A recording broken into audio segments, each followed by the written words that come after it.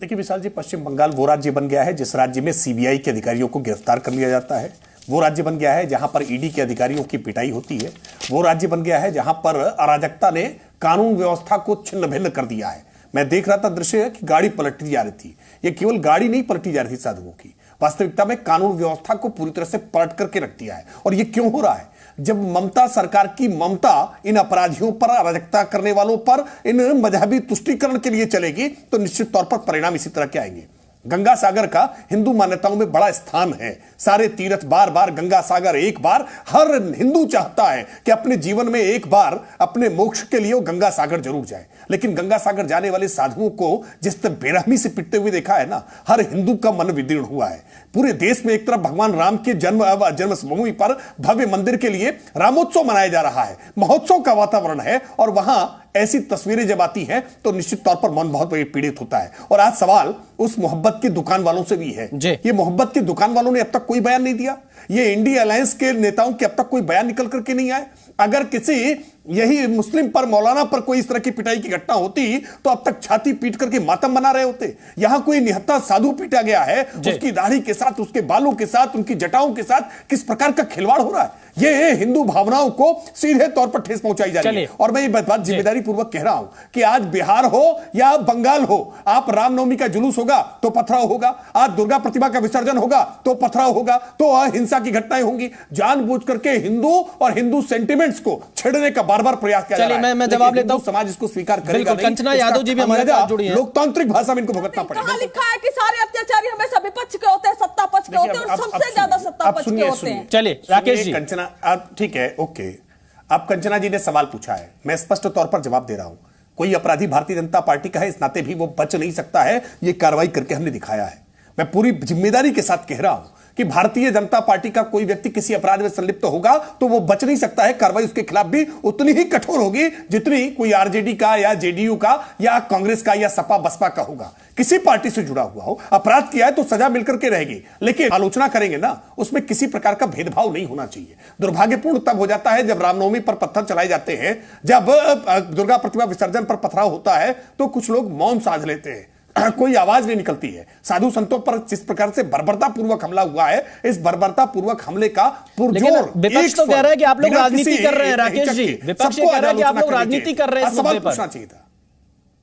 विपक्ष का यह कहना है, टीएमसी नेताओं का, कि आप लोग राजनीति कर रहे हैं। में अगर इस मुद्दे को देखिए, इस मुद्दे को अगर भारतीय जनता पार्टी ने उठाया नहीं होता तो इन साधुओं के साथ आज किसी प्रकार की न खबर चली होती, न कहीं कोई कार्रवाई होती, न कोई गिरफ्तारी के लिए बातचीत होती। कोई निंदा करने तक को तैयार नहीं है। भारतीय जनता पार्टी ने इस पूरे मुद्दे को बहुत मुखरता के साथ उठाया कि देश में साधु संतों के साथ किसी प्रकार का अत्याचार, अनाचार बर्दाश्त नहीं किया जा सकता है। मैं इनका जवाब देना चाहता हूं। है ना, ये इसी तुष्टीकरण की नीति का परिणाम है। ये जानते, देखिए पश्चिम बंगाल को हमने देखा है वामपंथी हिंसा से कैसे जूझते हुए। कितनी वामपंथी हिंसा, लाल हिंसा हुआ करती थी, और विकल्प के तौर पर ममता बनर्जी आई थी कि स्वयं पुरोहित जी मैं आ रहा हूं आपके पास। स्वयं पुरोहित जी आ रहा हूं मैं। उन्हीं हिंसाइयों पर, उन्हीं दंगाइयों पर। चलिए राकेश पाठी जी, आपने स्वयं पुरोहित को सुना, वो लगातार ये कह रहे हैं कि आप लोग इस पर राजनीति कर रहे हैं। 12 लोगों को गिरफ्तार कर लिया गया इस मामले में। भाषा की कोई दिक्कत थी?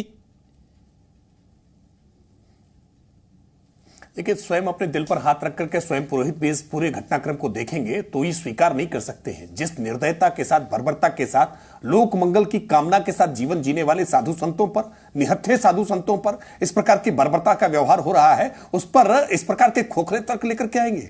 क्या यह सच नहीं है कि भारतीय जनता पार्टी के नेताओं ने अगर इस पूरे मसले को न उठाया होता, अगर इस पर मीडिया ने चर्चा न की होती, तो क्या आज कहीं कोई कार्रवाई होती?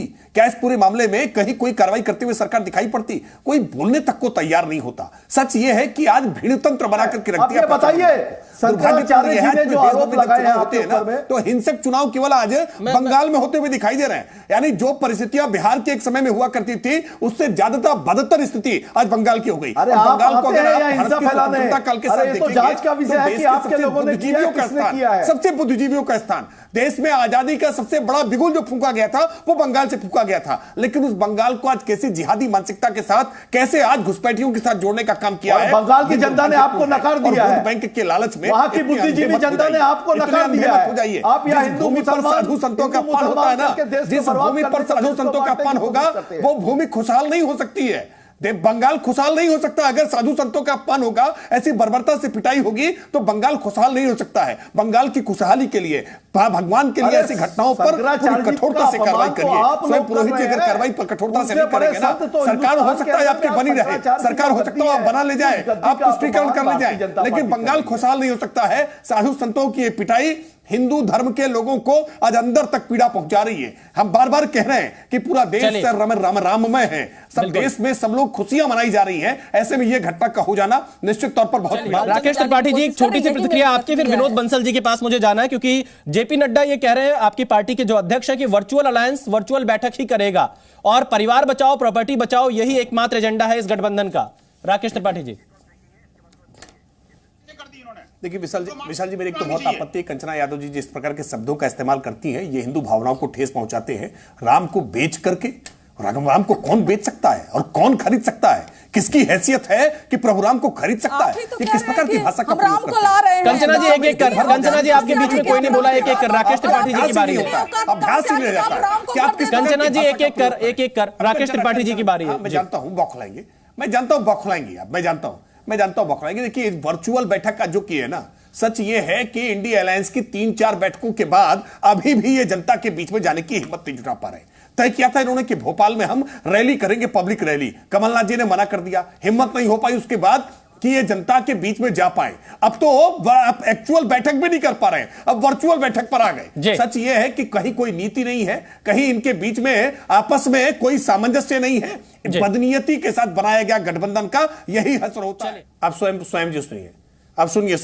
स्वयं पुरोहित जी जितना उद्वेलित हो गए, जितना इनको बातें चुभ गई, काश कि ये वीडियो देख करके, ये दृश्य देख करके इनको चुभा होता, काश ये उतना उद्वेलित हुए होते। शंकराचार्य के मुद्दे पे आप बात करिए, तो अब तक कि शंकराचार्य जी का जो बयान है 2500 स्वयं जी मैं इसमें भी जवाब ले लूंगा। आपने सवाल पूछा, मैं राकेश त्रिपाठी से इसमें भी जवाब ले लूंगा, लेकिन एक एक कर।